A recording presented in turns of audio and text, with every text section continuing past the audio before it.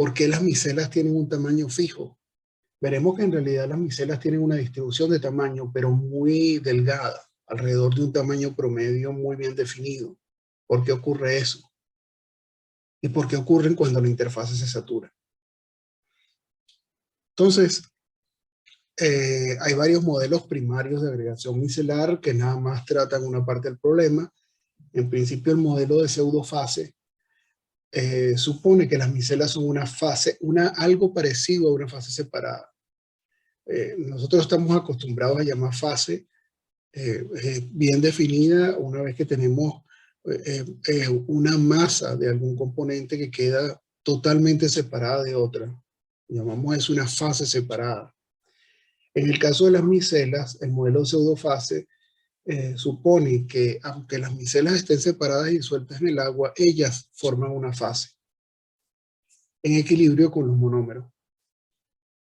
Entonces, básicamente las premisas del modelo es que si la concentración total de surfactante es menor que la concentración micelar crítica, todo el surfactante está en forma de monómero, se encuentra en forma de monómero. En cambio, si la concentración total de surfactante es mayor que la concentración crítica, la concentración de monómeros es igual a la CMC y el resto, el sobrante, está en forma de micela. ¿Ok?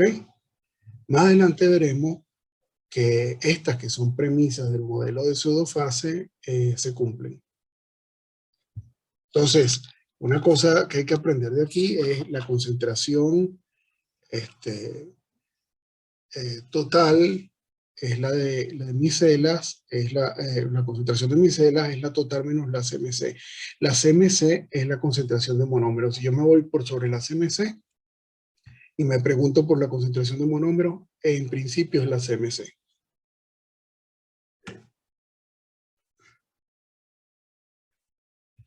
Complementario a ese modelo está el uso de la ley de acción de masa, típico de cinética de reacciones, en la cual se supone que en realidad las micelas se van formando a través de un proceso de agregación por etapas, muy similar a como ocurre la agregación de gotas de acuerdo a la teoría de Smoluchowski, ¿no?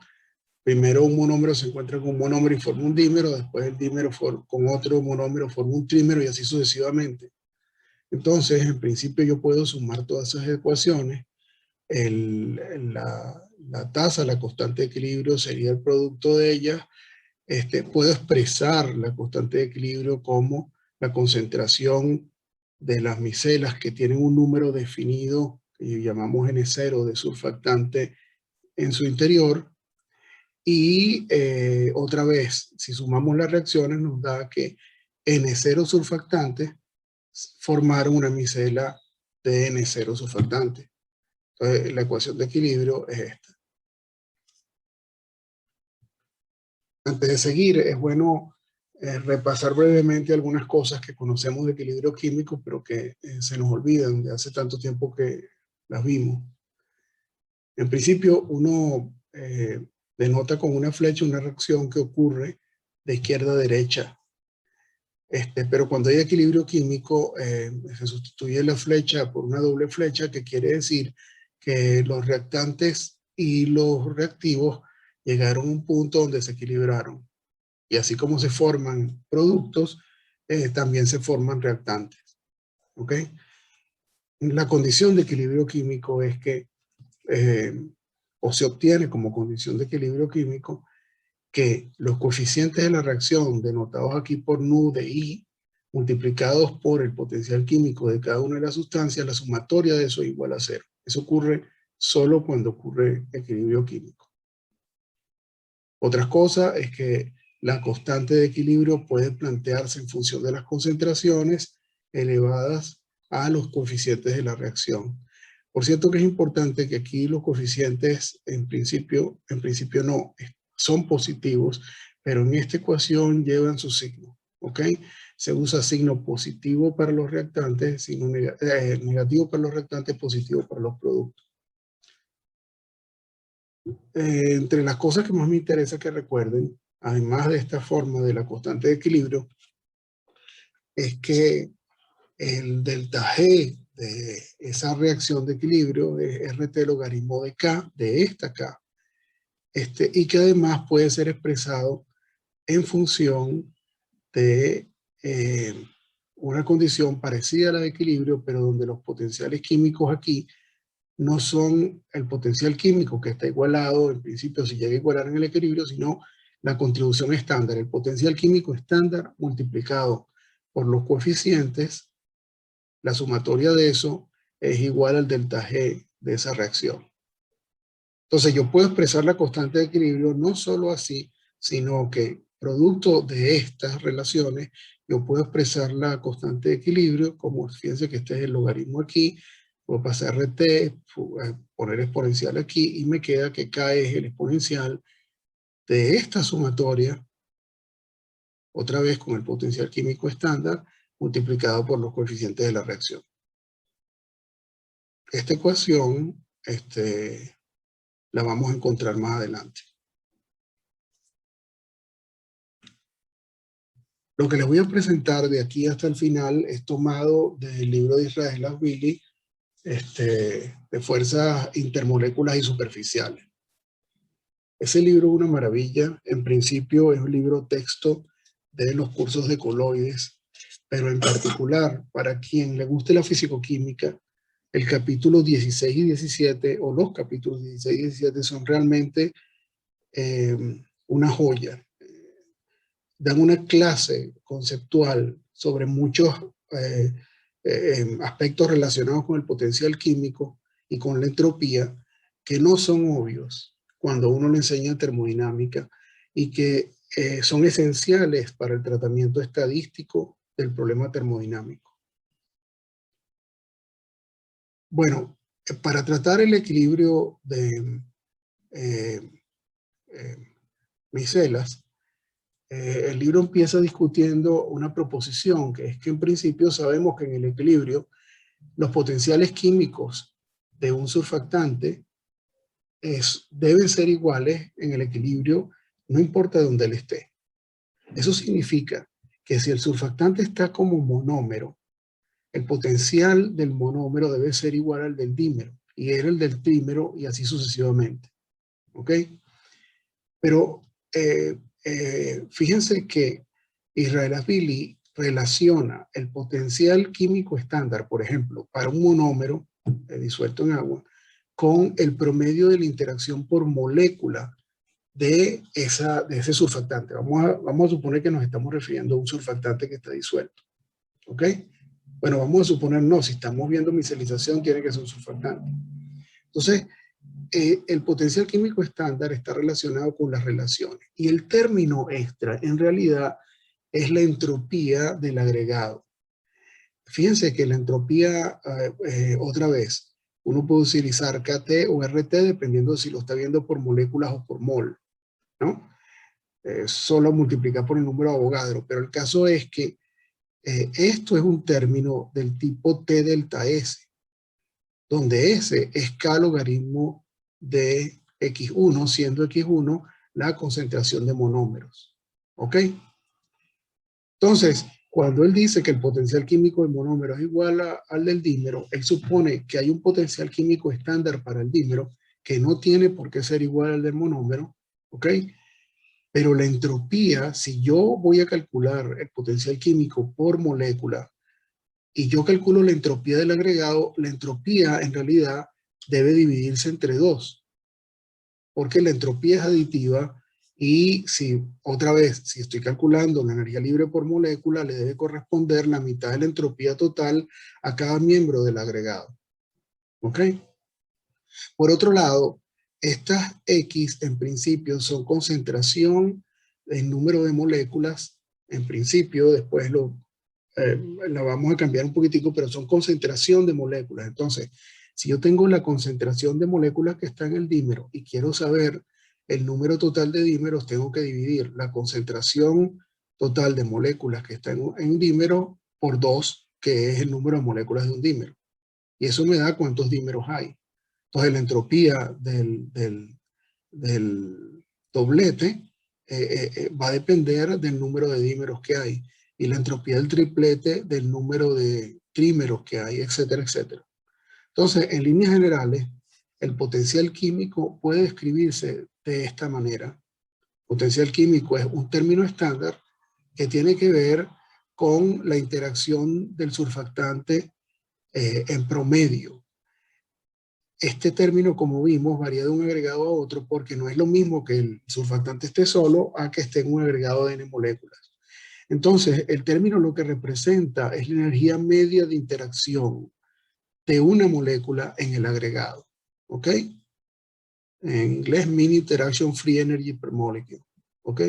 Mientras que el término que le sigue es justamente el término de entropía, menos T delta S, donde otra vez está la concentración de moléculas en agregados de tamaño n, divididos por n es la concentración de agregados de tamaño n, y esa entropía, es kT eso, dividido entre n, nos da la entropía por molécula. ¿Ok? Y en el equilibrio eso tiene que ser igual a una constante. ¿Ok? Si utilizamos la ley de acción de masas, que es una de las premisas que se utiliza para deducir la expresión de la constante de equilibrio, básicamente el proceso que estamos viendo es un proceso donde n surfactantes se agregan para formar un agregado de tamaño n. Recuérdense que las constantes de equilibrio ya vimos que son muy grandes y son parecidas en magnitud. O sea que la reacción realmente es una reacción de equilibrio de acuerdo al valor de las constantes. Otra vez, en esta reacción, S1 vendría siendo la concentración. Si S1 se refiere al monómero, la concentración de S1 la estamos llamando X1, la concentración de Sn la estamos llamando Xn, pero en realidad, como hay una distribución, estamos simplificando y diciendo que la concentración Xn básicamente es, otra vez, el número de moléculas que están en agregado de tamaño n dividido entre n. ¿Ok? Entonces, en el equilibrio lo que ocurre es que la velocidad de asociación, o sea, de que esta reacción ocurra, es igual a la velocidad de disociación de que ocurra la reacción inversa. ¿Ok? Entonces, ¿a qué es proporcional la velocidad de asociación? Bueno, y esos son los postulados de la ley de acción de masa, a una constante multiplicada por la concentración del número de monómeros elevado a la n, porque n es el coeficiente que está multiplicando en la reacción la concentración del agregado, de los monómeros. Y eso es igual a la velocidad de disociación, que es proporcional a el número de agregados de tamaño n, que a su vez es el número de moléculas que está formando agregados de tamaño n entre n. Entonces, si yo digo que estas dos cosas son iguales, el del cociente de las constantes me queda lo que conocemos como constante de equilibrio, que tiene esta forma. ¿Ok?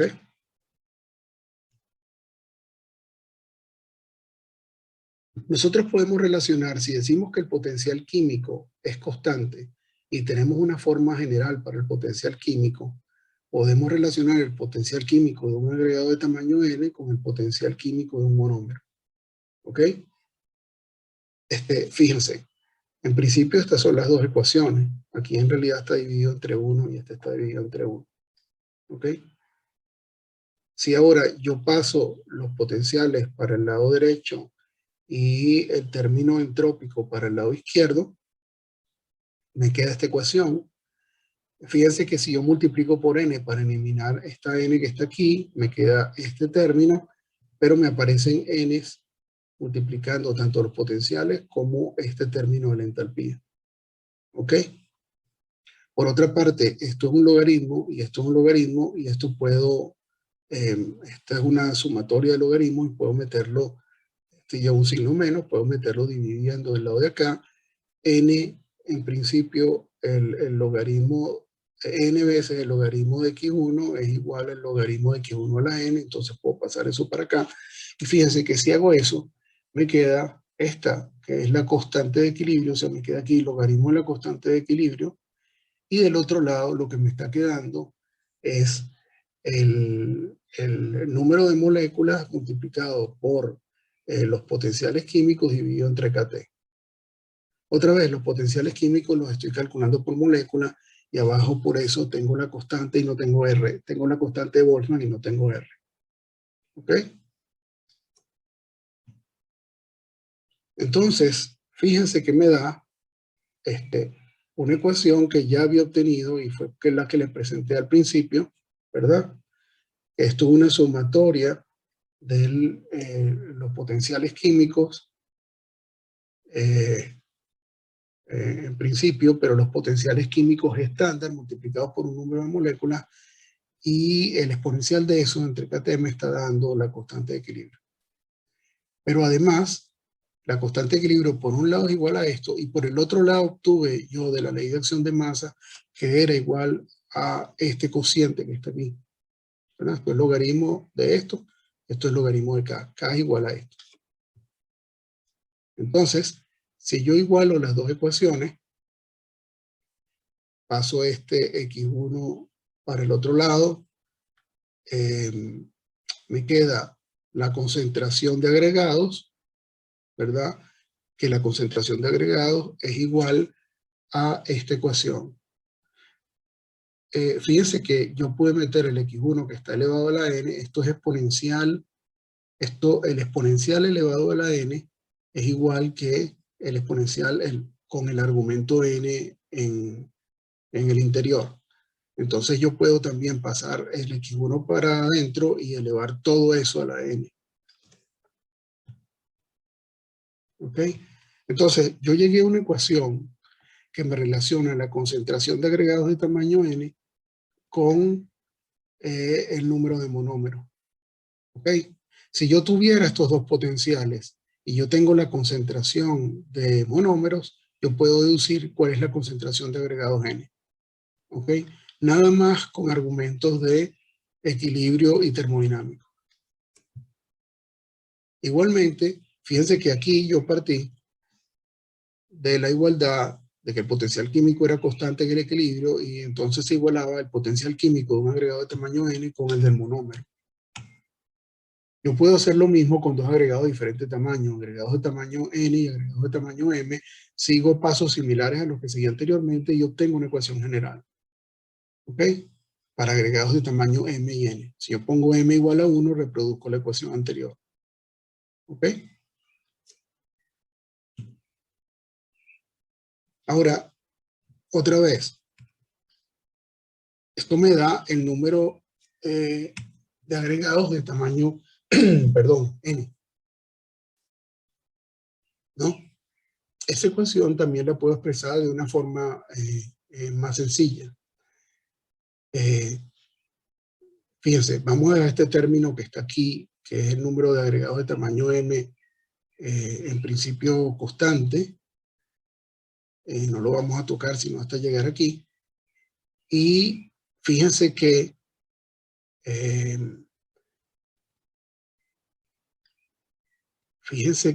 este exponencial que está aquí, fíjense que primero, todo el corchete de n sobre m abarca todo esto que está aquí, tanto este paréntesis como lo que está en el cuadrito. Entonces, si esto lo dejamos sin tocar, esto en realidad es xm sobre m a la n sobre m, ¿ok? Y ahora vamos con esto, ¿ok? Esto que está aquí, yo lo puedo pasar, como es un exponencial, lo puedo pasar a la parte de adentro, elimino la m, me queda una n aquí, ¿verdad? A ver, eso es esto mismo que está aquí. Y esto es lo que en principio yo había llamado la constante de equilibrio, para el caso en que n igual a 1. ¿Ok? Igual para n y m, si estos son los potenciales estándar, esta es la constante de equilibrio. Entonces me queda una relación recurrente entre los estados m y n, que es la concentración de monómeros, la concentración de agregados de tamaño n es igual a la concentración de agregados de tamaño m elevado a la n sobre m multiplicado por la constante de equilibrio. En otras palabras, si yo conozco los agregados de tamaño m, obtengo los de n, igual que antes dije que si conocía los monómeros obtenía los de tamaño n. Entonces dense cuenta que se obtuvo un set de ecuaciones. Fíjense que hay una ecuación de estas para cada tamaño n. Sí, para n igual 1, n igual 2, n igual 3, si yo defino quién es xm, si a mí me dan xm, si yo lo obtengo, si yo la sé, por ejemplo, con el número de monómeros, que es lo más sencillo, yo tengo todas las demás, sí tengo la constante de equilibrio. ¿Ok? Muy importante. Pero además tengo una relación adicional, que es que el número, la concentración de todas las moléculas que están en agregados de tamaño 1, 2, 3, etcétera, es la sumatoria de X y tiene que ser igual a la concentración total. Entonces, de aquí obtengo una adicional a esta que conocido K, conocida la constante de equilibrio y conocido el número total de surfactantes que estoy poniendo, la concentración total, me dice cuál es la concentración de todos los demás monómeros, dímeros, trímeros, etc. Todo eso en base a argumentos termodinámicos donde solo he supuesto una forma general del potencial químico que es esta, en la cual una parte tiene que ver, el potencial químico estándar tiene que ver con las interacciones intermoleculares de esa molécula, de una molécula surfactante, donde quiera que se encuentre, y la segunda parte, que depende de la concentración, es básicamente la contribución entrópica a mi potencial químico.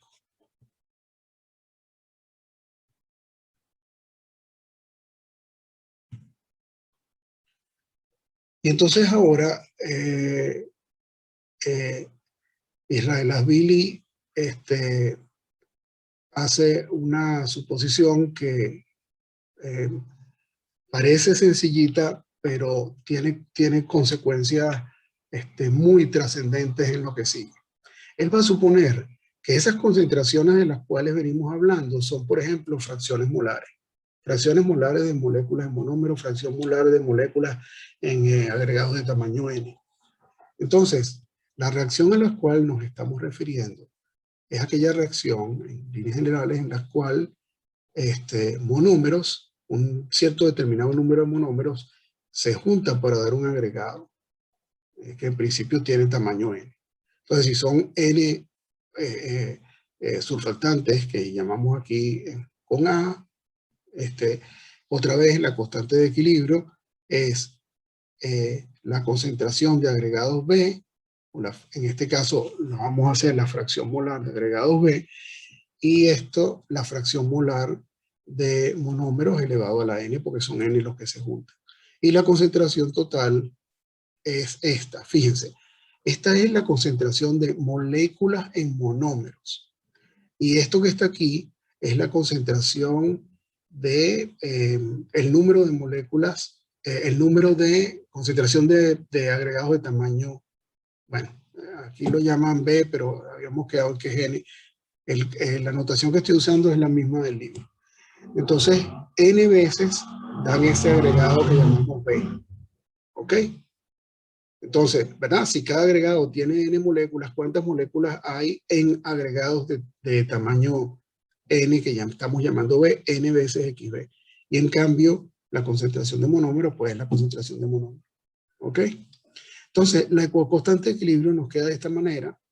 Fíjense que aquí lo que he hecho es despejar de aquí quién es XB. Aquí iría XB sobre XA a la N. XA a la N la estoy dando igual. Y aquí despejé quién es XB, C menos XA sobre N, que es esto que está aquí. ¿Ok? Si yo paso XA para el otro lado y saco la raíz N, me queda una relación de recurrencia. ¿Qué significa eso? Que si yo tengo N y tengo K, y yo sé cuál es la concentración que puse, yo puedo, por ensayo y error, ir poniendo una primera concentración de monómeros, y voy calculando hasta que se cumple la igualdad, y en lo que se cumple la igualdad tengo la concentración de monómeros. Y después puedo despejar de la constante de equilibrio la concentración de agregados de tamaño n. ¿Ok? Pero, ¿dónde está la genialidad de Israel Asbili? La genialidad está en que utilizó fracciones molares.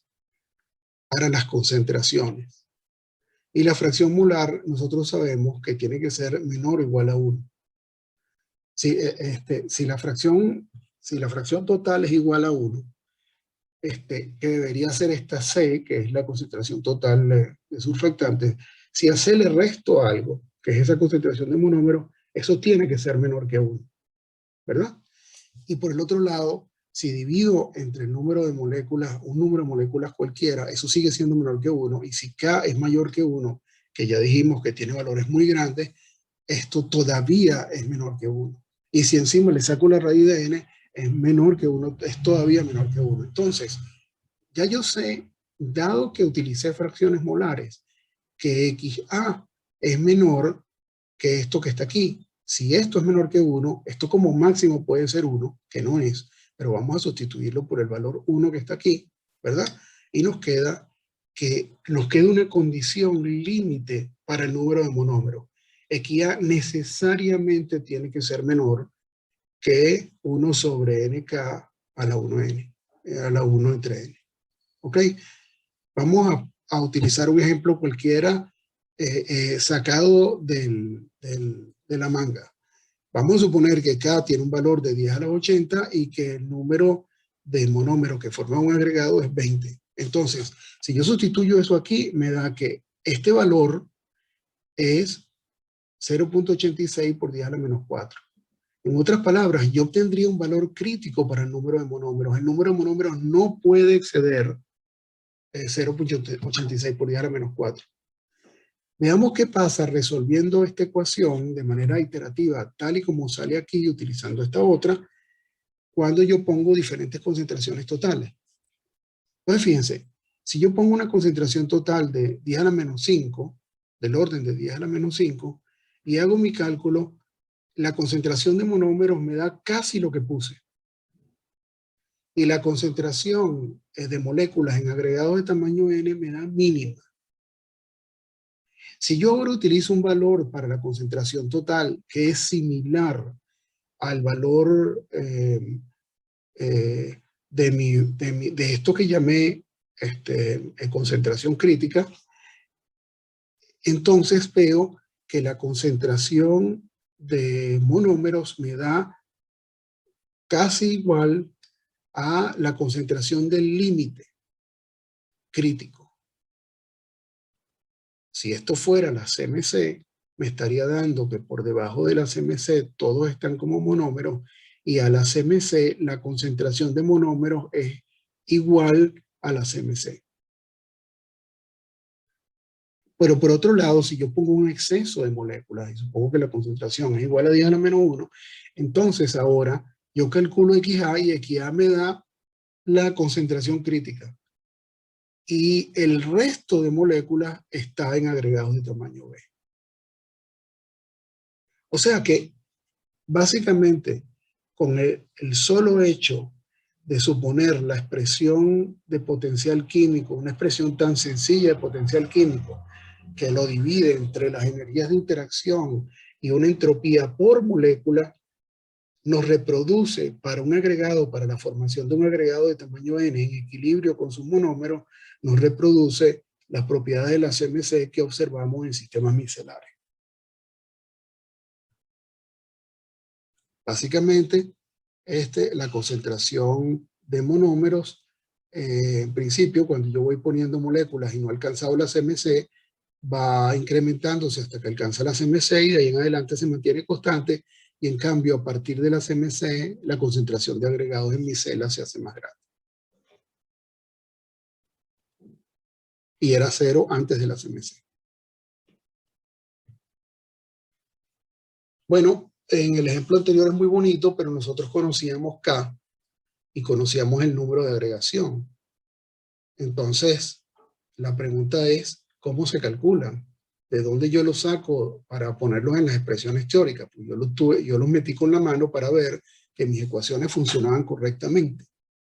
Entonces, lo primero, y esto es la segunda parte, otra vez, de Israel Avili se decía que iba a ser premio Nobel durante mucho tiempo y el hombre murió y no fue premio Nobel. Había gente que lo acusaba de él mismo crear la bola de que iba a ser premio Nobel, pero realmente yo siento que lo merecía. Fíjense, todo lo que dedujimos hasta ahorita es consecuencia de la forma de potencial químico general. Pero ahora démonos cuenta que la ecuación que dedujimos para el número de agregados de tamaño n nos dice algo más. ¿Qué pasa si el potencial químico se incrementa con el número de moléculas? O sea, si este término es mayor que el de monómero. Entonces resulta que este término que es negativo crece y por lo tanto el exponencial de menos L va a decrecer. Entonces cualquier número de agregados, la concentración de agregados de tamaño de moléculas o de agregados de tamaño n es mucho menor que la del monómero si eso ocurriese. O sea que el potencial químico no puede crecer con n. Supongamos ahora que el potencial químico se hace constante, independientemente del tamaño del agregado. Otra vez, fíjense que estamos tratando que lo que está dentro es el potencial químico estándar, el que tiene que ver con las interacciones de la molécula con todo lo que está a su alrededor, no de la entropía. Supongamos que el potencial químico se hace constante, no crece sino que se hace constante. Entonces, ¿qué va a pasar? Que en algún momento el potencial químico de 1 va a ser igual al potencial químico de n. Entonces, esta ecuación, básicamente, el exponencial es 1 y dado que lo que nos queda es que esto está elevado a la n aquí, entonces dado que nos queda xn sobre n, x es igual a x1 a la n, entonces pasando n para el otro lado nos queda que la concentración de agregado xn de tamaño n es n veces la de x1. ¿Ok? Pero si x1 otra vez habíamos quedado que en fracción molar es un número que es menor que 1 elevado a la n veces, esta concentración es mínima, por lo tanto, esta concentración es mínima. ¿Ok? Si x1 es menor que 1, entonces xn también es mucho menor que los monómeros. Entonces, la única manera de que ocurra la agregación es si la formación de agregados, la energía, el potencial químico de los agregados disminuye a medida que el número de agregados aumenta. Potencial no puede ni ser constante ni aumentar con el número de moléculas. O sea que aprendimos algo bien valioso ya. Veamos cómo ocurre eso. Esta es la conclusión que acabamos de enunciar. Entonces, ¿cómo se calcula el potencial químico? Por ejemplo, para el caso en que tenemos un agregado lineal, esto en inglés se llama rods, palillos, o en el caso de que tenemos un disco, o en el caso de que tenemos una esfera. Fíjense que el número de enlaces, dependiendo de si yo trabajo en una dimensión, en 2 dimensiones o en 3, es distinto entre los agregados. Entonces, la dependencia del potencial químico con el número de moléculas depende de la geometría del agregado. Por ejemplo, llamemos alfa, Kt, la energía de interacción entre 2 monómeros del agregado. ¿Ok? Cada valor de estos es igual a alfa. Entonces, ¿cuál es la energía de un agregado de n moléculas lineal? Bueno, hay n-1 enlaces entre en ese agregado. Entonces, si llamamos alfa Kt la energía de interacción entre los agregados, entonces la energía es n-1 alfa Kt. ¿Ok? Si alfa lo escogemos positivo, esa sería una energía atractiva, entonces es menos n-1 alfa Kt. Esta es la energía de interacción entre monómeros y este es el número de interacciones que existen. ¿Y a qué es igual eso?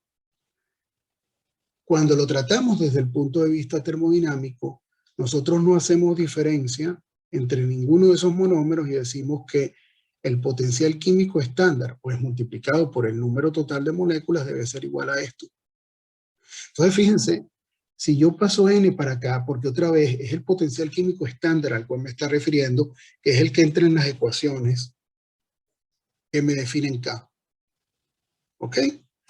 Entonces, si yo hago que esto es igual a esto que está aquí, para monómero, paso la N para el otro lado, y fíjense que me quedan dos términos para el potencial químico estándar.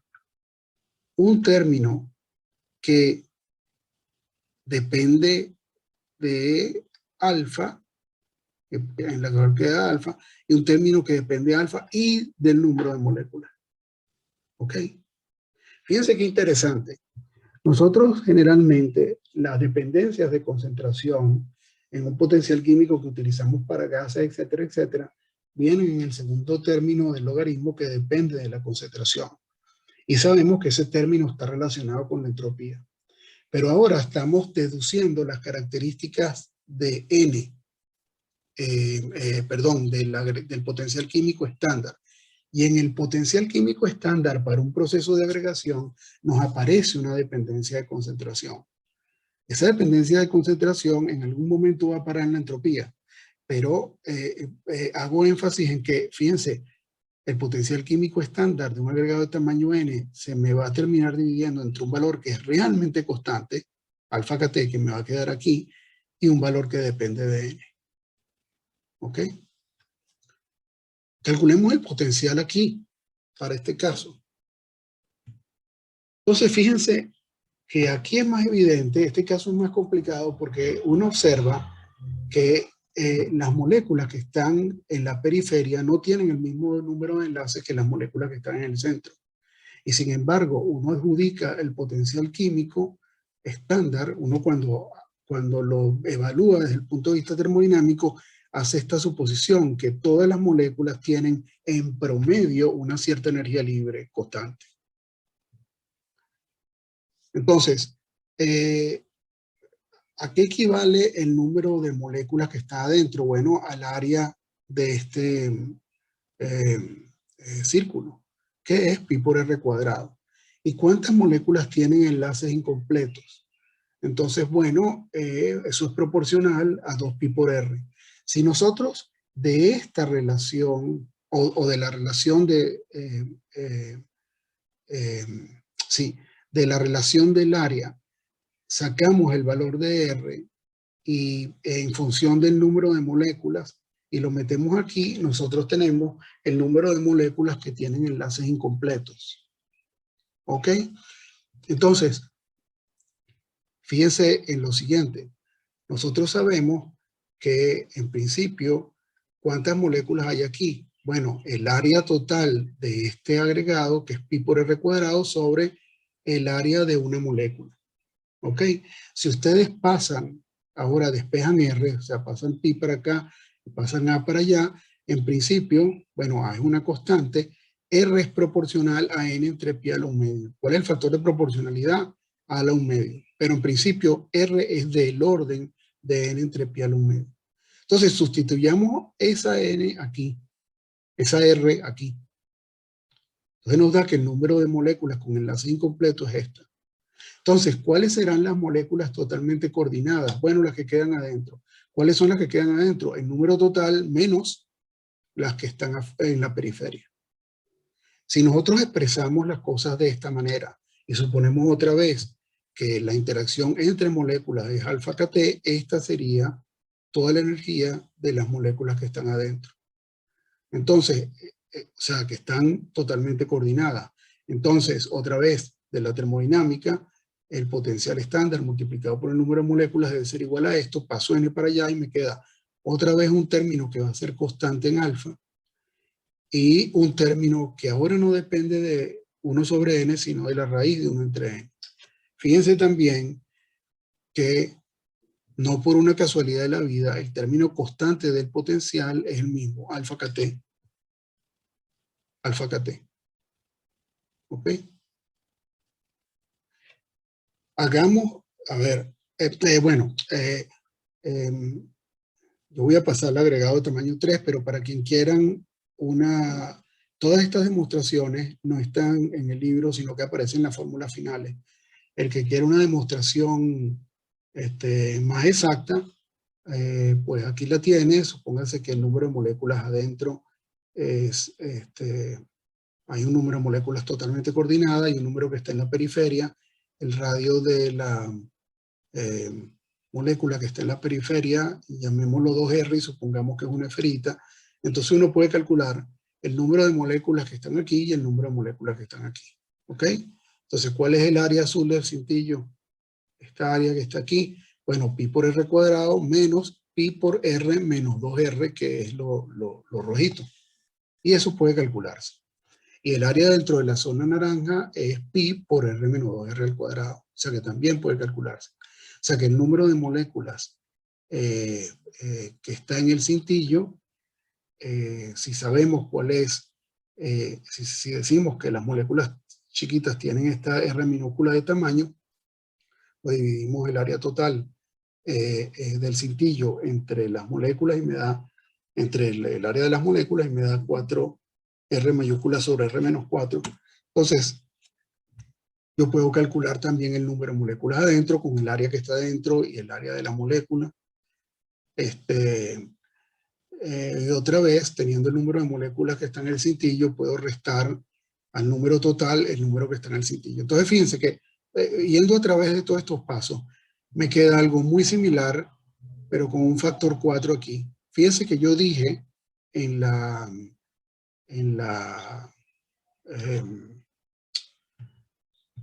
reducción inicial, fíjense que no estamos tomando en cuenta el área de la molécula, sino que R es proporcional a esto. En realidad es proporcional y el factor de proporcionalidad es el área de la molécula elevado a un exponente. Bueno, si nosotros hacemos eso mismo, bueno, este es el mismo caso. Si nosotros hacemos esta deducción alternativa, nos queda que otra vez nos va a quedar el factor raíz de n, igual que anteriormente, pero nos queda un factor 4 aquí. Es más, nos queda un factor 4 aquí y un factor 4 constante, pero si el número de moléculas es muy grande, este 4 simplemente es despreciable. ¿Ok? Entonces la dependencia de manera funcional nos queda igual a la anterior. O sea que eso que nosotros nos matamos demostrando, Israel Asbili lo vio en 2 patadas, ¿no? Bueno, nosotros podemos hacer eso con agregados tridimensionales también, ¿verdad? En la periferia, en este caso, ¿cuál sería? El área, 4πr cuadrado, ¿verdad? Entonces, si nosotros de la periferia,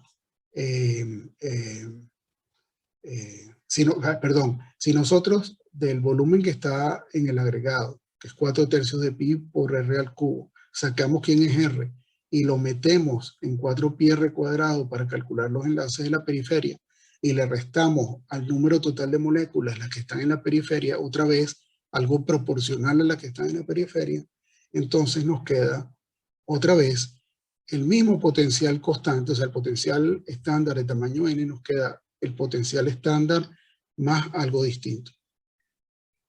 O sea, más n elevado ahora a otra potencia, a 3 medios. ¿Ok? Entonces, fíjense, en todos los casos nos está quedando que el potencial químico estándar tiene que disminuir con n. N nos aparece en el denominador. Pero la potencia a la cual nos aparece depende de la geometría del agregado.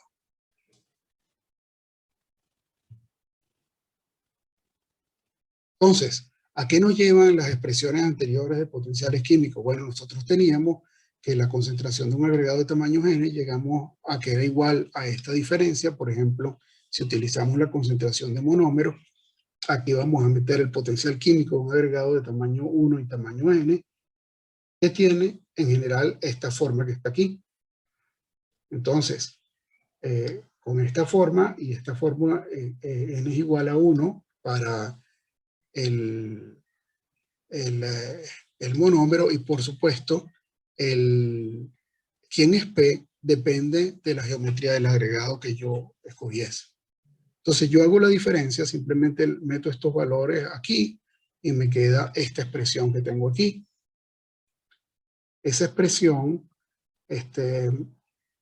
puedo simplificarla.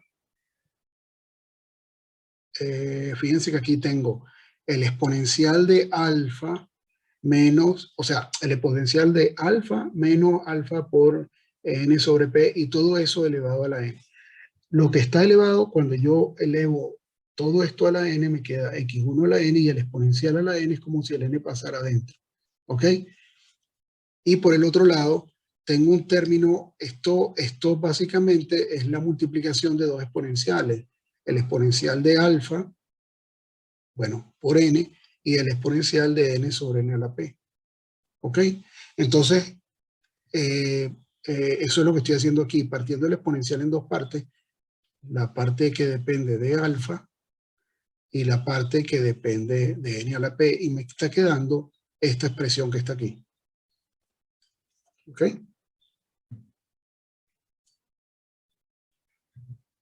Ahora,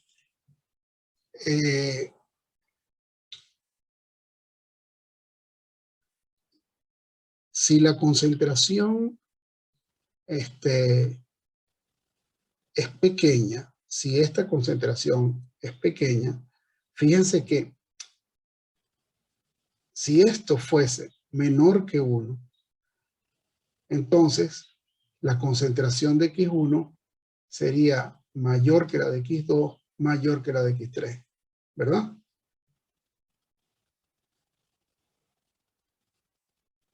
¿Cómo vemos eso?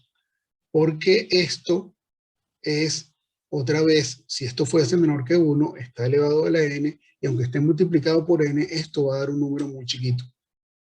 Entonces, en principio, si esto ocurre, todas las demás concentraciones van a ser menores sucesivamente. ¿Ok? Entonces, otra vez, eso ocurre porque xn no puede exceder la unidad porque es una fracción molar. ¿Ok? Entonces, en particular, para x1 igual a 1, es la concentración de monómero, ¿verdad? Yo pongo x1 aquí, me queda esta misma ecuación aquí, y me queda que otra vez el valor de x1 no puede exceder a 1 entre e a la alfa. O sea que esto es igual a e a la menos alfa. O sea que la concentración de x1 viene siendo una concentración crítica que está relacionada con el potencial de interacción. ¿Ok?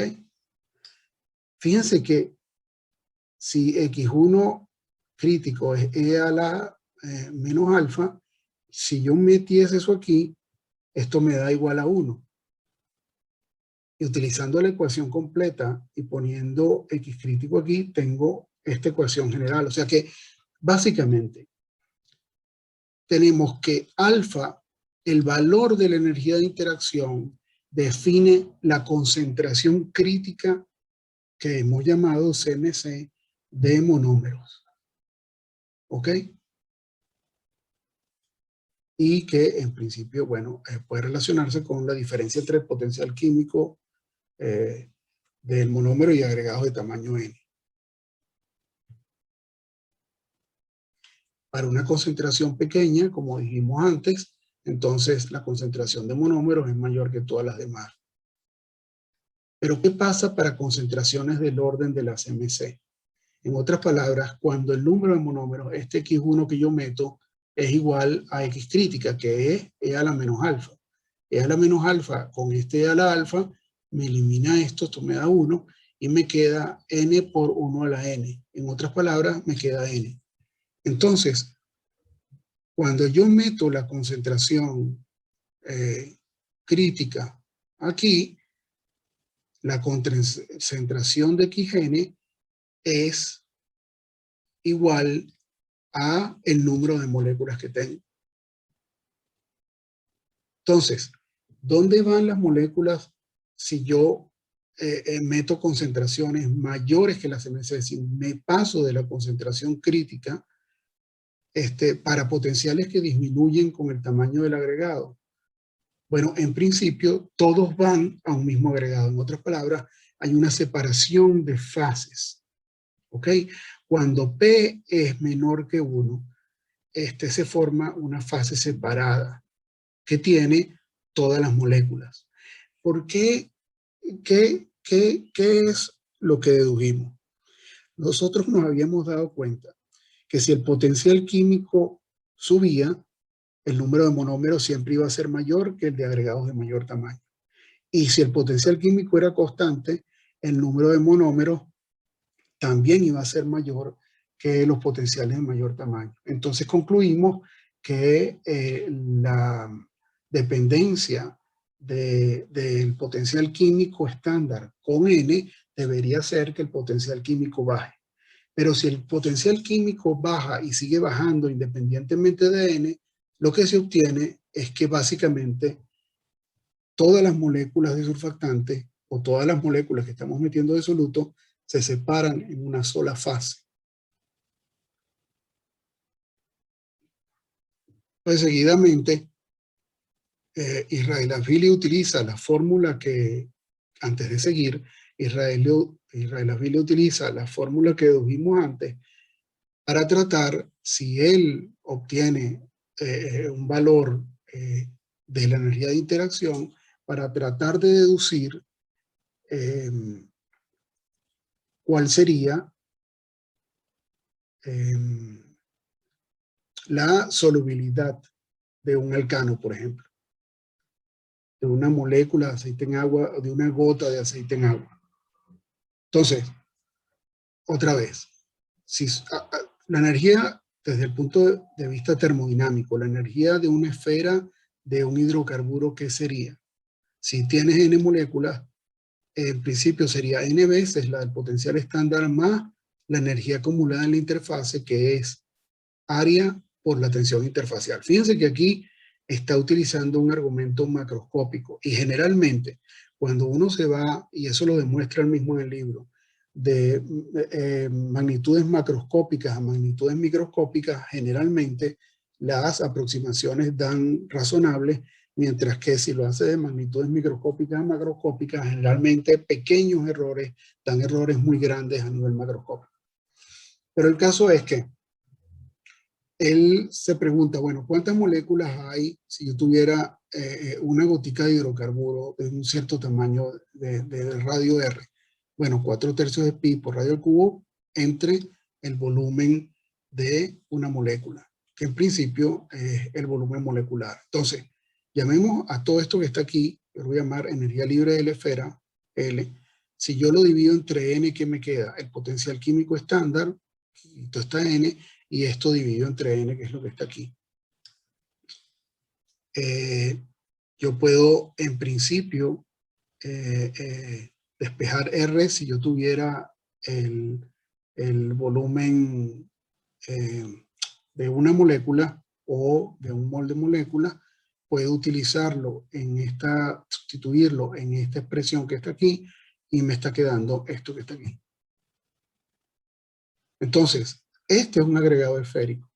Para un agregado esférico nosotros encontramos que el potencial químico estándar era igual a un valor constante más esto que está aquí. Fíjense que aquí tenemos a n a la 1/3, aquí tenemos a n a la 3/2 y tenemos algo que está multiplicando. Entonces nosotros podemos despejar quién es alfa de allí. ¿Ok? Esto que está aquí es igual a esto que está aquí. Esto se va y esto es igual a esto que está aquí. Y entonces nos queda el valor de alfa. Pero ahora el valor de alfa nos queda en función de la tensión, que es un parámetro, una variable medible experimentalmente, del volumen molecular, que también lo sabemos a partir del volumen molar, Kt. Alfa es calculable. Entonces, ¿qué pasa si nosotros calculamos alfa? Bueno, otra vez, el radio molecular efectivo lo podríamos calcular, no sé si lo necesitamos aquí más adelante, pero creo que no. Pero el caso es que esto que está aquí,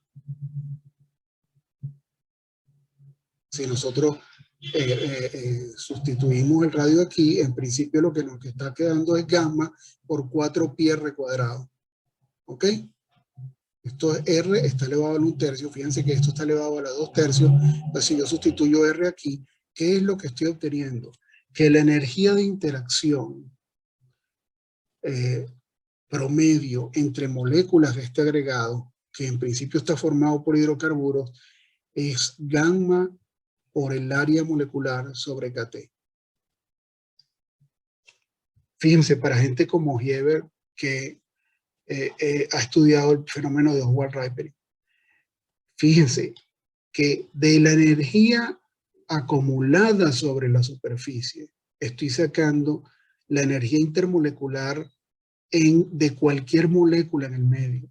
Como dijimos hace 2 clases, la energía interfacial me afecta a las moléculas que están adentro. La parte elástica de un globo hace que la presión que yo tenga adentro sea distinta a la presión exterior. Por lo tanto, el potencial químico de las moléculas adentro es distinto al potencial químico de las moléculas afuera. ¿Ok? Pero entonces, de acuerdo a lo que dedujimos antes, en principio el alcano en agua se separa cuando ¿a qué concentración? Cuando X1, o mejor dicho, sí, cuando se separa, ¿cuál es lo máximo que yo puedo meter en agua antes de que se separe una fase completa de aceite? Porque de acuerdo a la deducción que hicimos, si el potencial químico disminuye con N y no se frena, sino que disminuye cada vez que la N es mayor, todas las moléculas se separan en una fase. En otras palabras, XN nos dio igual a N. Entonces, habíamos quedado que esa concentración crítica era E a la menos alfa. Sabemos quién es alfa, lo acabamos de deducir de aquí. Entonces lo metemos allí y esa E a la menos alfa tiene que ser igual a la CMC. Entonces, calculemos cuál es la CMC, metemos 4pi. Aquí está. Tenemos que aproximar el radio promedio de una molécula de agua. O sea, este es básicamente de una molécula de agua, no, de la molécula de soluto. Entonces, 4pi r cuadrado en realidad es el área de una esferita que contiene la molécula. ¿Ok? O de la molécula visto del soluto, visto como una esfera. Multiplicamos esa área por gamma y vimos entre KT. Esto es la solubilidad del agregado. Aquí no tengo, diablos, aquí no tengo el valor, pero en un problema que él tiene en el mismo ejercicio, saca el valor y los valores de solubilidad le dan bastante bien. O sea, él mete heptano, octano, etcétera. Lo calculan, se los dejo de tarea, calculen eso.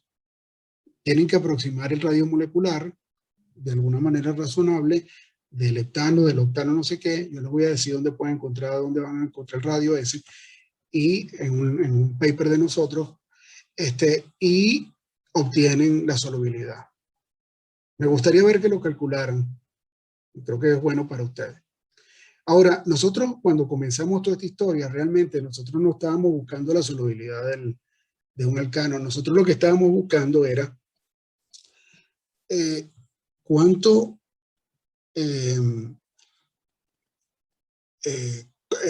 cómo tenía que variar el potencial para que tuviéramos agregación. Y entonces nos damos cuenta que el potencial, si bien debe disminuir con N, en algún momento tiene que hacerse constante o independiente de N. Porque si no, todo se separa en una sola fase. Entonces, de ahí para adelante, Israelasvili utiliza un potencial más adecuado para, otra vez, potencial estándar. Importantísimo que estemos tratando el estándar y no sin la parte entrópica del logaritmo. Pero otra vez el equilibrio depende del estándar y el estándar depende de las interacciones, que a su vez depende de la interacción promedio de la geometría del agregado. Como les decía, una cosa es verlo ahorita después que uno lo leyó y lo entendió, y otra cosa es que a este fulano se le ocurrieron todas esas ideas. Cada una de ellas es más inteligente que la anterior, a pesar de que el problema que está tratando pudiera parecer simple. Entonces, bueno, lo que Israelasvili supuso es que una forma del potencial de este estilo, donde el potencial depende, si yo tengo un surfactante, depende de la atracción entre las colas y de la repulsión entre las cabezas. Entonces, el término repulsivo debe ser inversamente proporcional al área superficial y el término atractivo directamente proporcional. En otras palabras, ¿qué está buscando? Está buscando un mínimo de manera que la energía se incremente después de llegar al mínimo. Y otra vez, esta sería la energía de interacción y sería producto de una energía repulsiva, que es este K sobre A, y de una energía atractiva que por simplicidad la considero lineal porque la puede deducir del factor de la tensión. ¿Dónde se encuentra el mínimo? Lo puede calcular calculando la derivada del potencial con respecto al área molecular, igualando eso a cero. Eso da esto que está aquí. Si ahora meto eso para obtener el valor del potencial en el mínimo, bueno, y si sigo una serie de simplificaciones, me da que el mínimo se obtiene a 2 gamma A sub 0. ¿Ok? Donde está a sub 0 es el área al cual ocurre el mínimo. Esa A sub 0 puede relacionarse, bueno, esa A sub 0 no puede relacionarse. Esa A sub 0, eso que llamé A sub 0 es raíz de K sobre gamma, es lo que se obtiene de esto. Esto es lo que llamo A sub 0, ¿ok? Donde K es esta constante y gamma es la tensión interfacial. Entonces, bueno, pasando algunos cálculos de aritmética, yo puedo rearreglar las cosas de manera que o sea, metiendo a sub 0 en donde va en K y rearreglando la ecuacióncita, yo obtengo que el potencial químico ahora estándar de tamaño n depende de A, que depende de n. Recuérdense que A es el área interfacial, que vendría siendo el inverso del exceso superficial. Y el exceso superficial depende con el número de moléculas. Entonces, realmente, esto está dependiendo como 1 entre n aquí, pero yo tengo el área allí, tengo el área aquí. ¿Cómo se consiguen los valores de los radios moleculares, de cuánto ocupa, por ejemplo, una gota de heptano, etcétera? Bueno, una forma es haciendo cálculos de química computacional y simplemente, bueno, de alguna manera inteligente. Nosotros tenemos un paper que es sobre HLB, que lo debería poner aquí en algún momento, creo que está más atrás, que tiene una tabla donde salen todas las relaciones entre la longitud de la cadena, el volumen molecular, etcétera, etcétera, etcétera, con respecto al número de carbono de una cadena hidrocarbonada, de una cadena etoxílica, etcétera. Entonces, de allí, uno puede obtener, si divide el volumen molecular, por ejemplo, entre la longitud de la cadena, puede obtener este valor a sub 0. Aquí está la referencia. Está un modelo tetragonal que usamos para el volumen molecular, que fue muy efectivo, pero el caso es que tenemos en ese artículo la longitud, el momento dipolar, el potencial de ionización, la polarizabilidad, lo que ustedes quieran está o en función de la longitud o en función del número de carbono, y la longitud está en función del número de carbono, o sea que el número de carbono o número de óxido de etileno. Está hecho para las cadenas de óxido de etileno y para la parte alquílica del surfactante. Entonces, si ustedes con un potencial de este tipo hicieran los cálculos de la distribución del número de agregados ahora, o sea, hicieran lo que hicimos anteriormente de manera explícita, de manera implícita, utilizando las ecuaciones de recurrencia, bueno, está muy atrás, pero se recuerdan que nosotros teniendo la concentración y el potencial y la constante de equilibrio, y teniendo la concentración total de monómeros, nosotros podíamos calcular todas las demás. Entonces, lo que se obtiene cuando uno hace eso son estas curvas que están en el Evans-Bernstein otra vez. Si para el dodesilsulfato yo tengo que la concentración micelar crítica es del orden de 8.3, cuando estoy por debajo obtengo que en mi curva casi todos son monómeros. Esto es número de moléculas aquí en agregado. ¿Okay? Aquí se ve ampliado. Si estoy cercano a la CMC, además de los monómeros, empieza a aparecer un pequeño número de agregados a una cierta valor de N. Y si llego a la CMC, la concentración de agregados es del orden de la concentración de monómeros. Y si me paso, disminuyen, fíjense aquí me pasé bastante, los monómeros disminuyen y quedan muy poquitos a expensas de la concentración de agregado, que en este caso, en el caso de sulfato de sodio, tienen un tamaño de 60, que es lo que se obtiene experimentalmente.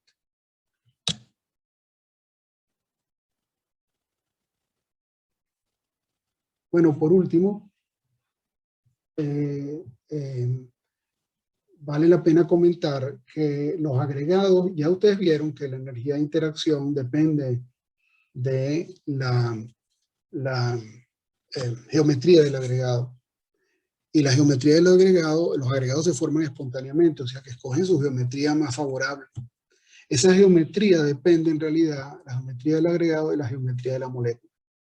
Si ustedes tienen una cabeza que es más grande que la cola, la forma de la molécula en principio es como si fuera un cono. Si él agrega las colas, en principio está formando una micela directa. ¿Ok? Otra vez, ¿cuál sería el número de agregación? El número de agregación sería el área de la esfera dividido entre el área de la cabeza, que a la vez es igual a el volumen de la esfera dividido entre el volumen de cada una de las moléculas. Si adentro no hay más nada, sino las cadenas de la hidrocarbonadas del surfactante. Entonces, esto puede calcularse, uno puede suponer, digamos, para un radio dado del agregado, es 4πr² del área, entre el área de una molécula es igual a 4πr³ entre el volumen de la molécula. Y de aquí yo saco, puedo despejar R. Y entonces obtengo que R es igual, en este caso, en el caso de una esfera, de un agregado esférico, a 3 volumen de una molécula sobre el área de una molécula en la superficie. ¿Ok?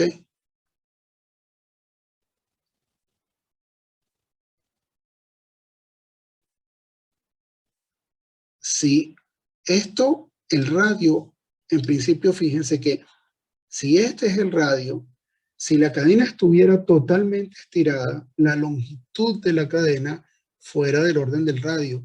Pero la cadena sabemos que no está totalmente estirada. Por ejemplo, en un hidrocarburo típico están los enlaces en posición trans. Entonces, la longitud del radio va a ser, en principio, menor que la longitud de la cadena, la longitud máxima de la cadena.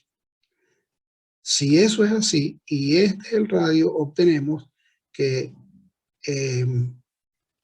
B1, si yo paso esto para acá y el 3 para acá, el volumen del surfactante entre la multiplicación de el área de la cabeza por la longitud de la cola es menor que 1/3. Y esto que está aquí se conoce como el factor de empaquetamiento. Entonces resulta que el factor de empaquetamiento guarda una estrecha relación con el tipo de agregado que se forma. Dependiendo del factor de empaquetamiento del surfactante, él puede formar agregados esféricos o no esféricos. ¿De qué depende eso? Fíjense que este es el volumen del agregado dividido. Hay muchas formas de verlo en este cociente. Una es área por longitud igual a volumen. Entonces, bueno, este es el volumen del agregado y este es el volumen que tuviera si yo supusiera que es un cilindrito cuya longitud es LC y sección transversal es el área de la molécula. Otra es, si yo divido el volumen de la molécula entre la longitud de la molécula, lo que me está quedando es la sección transversal y yo estoy comparando la sección transversal del surfactante con la sección transversal de la cabeza. O sea, este es un cociente que tiene que ver con la geometría del agregado. Y lo que se obtiene, bueno, esto no me importa, es más de lo mismo. Bueno, ya volvemos sobre esto. Lo que quiero mostrarles ahorita es que dependiendo del factor de empaquetamiento, si tiene valor de 1/3, si tiene valor entre 1/3 y 1/2, el factor de empaquetamiento está relacionado con la geometría. Si el cociente otra vez entre la sección transversal de la cabeza y la sección transversal que se obtiene de dividir el volumen entre la longitud, entonces el surfactante puede verse como un conito o puede verse de esta manera como un cono truncado, o puede verse como un cilindro, o incluso como un cilindro al revés. Dependiendo de la geometría que ustedes tengan aquí, lo que se obtiene son micelas esféricas, micelas cilíndricas, vesículas. Si son comparables los dos volúmenes, interfaces planas, o si es al revés, en micelas inversas. ¿Ok? Entonces, variando, Dios mío, ¿cuándo termina esto? Variando los factores físico-químicos, yo puedo cambiar la agregación, el tipo de micelas que tengo. ¿Ok?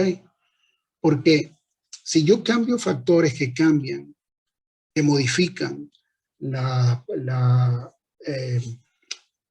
área de la interfacial de la cabeza, por ejemplo, en un surfactante iónico, cambio la concentración de sal en el agua, yo puedo cambiar eh, el área que se modifica, el área de la cabeza de surfactante a nivel interfacial, y por lo tanto me cambia el factor de empaquetamiento. Y si me cambia el factor de empaquetamiento, el agregado va a tender a cambiar de la esfera que es a otra cosa. ¿Ok? O si yo cambio la temperatura y desolvato las cabezas de óxido de etileno, entonces las cabezas de óxido de etileno, y ahora sí volvemos a esta eh, eh, lámina que está aquí, que es todo esto, este análisis que hicimos realmente es sencillo, fíjense. En realidad lo que estamos calculando como o bien factor de empaquetamiento, o número de surfactante, o packing factor, factor de empaquetamiento, o parámetro de empaquetamiento, lo que estamos es comparando la sección transversal de la parte hidrocarbonada con la cabeza. ¿Ok? Eso es lo que estamos comparando. Y eso nos está dando, en principio, el número de moléculas en el agregado. Eso es otra vez, eso es igual a volumen sobre el volumen de la molécula sobre su longitud por el área de la cabeza. Eso puede obtenerse, yo le enseñé las fórmulas que nosotros obtuvimos, pero hay una fórmula estándar que se utiliza en coloides, que es la fórmula de Tanford, y nosotros en ese artículo comprobamos que realmente la fórmula de Tanford es exactísima. Nosotros con cálculos de química computacional no podemos superar esto. Da muy bien. Pero lo que esta lámina resalta es que si yo tengo temperatura baja, en el caso de surfactantes no iónicos, yo tengo una cabeza hidratada y eso tiene una sección transversal que es muy distinta a si tengo una temperatura alta. ¿Ok? Entonces, si la sección transversal de la cabeza me va a cambiar, el factor de empaquetamiento me va a cambiar y él va a tender a cambiar su agregado. ¿Ok? Igual ocurre si yo tengo un surfactante iónico en agua solo y echo sal. Veremos más adelante que esa sal apantalla la carga del surfactante y por lo tanto su sección transversal es distinta. Entonces me va a cambiar de micelas esféricas a cilíndricas, etcétera, etcétera. Estos cambios también se presentan cuando la concentración de surfactante es muy alta. ¿Ok? Si yo tengo micelas esféricas y pongo una concentración de surfactante altísima, llega un momento en que los agregados comienzan a crecer más allá de la micela esférica. ¿Por qué? Porque el potencial químico disminuye con N hasta que alcanza un valor constante. Eso lo deducimos en esta clase.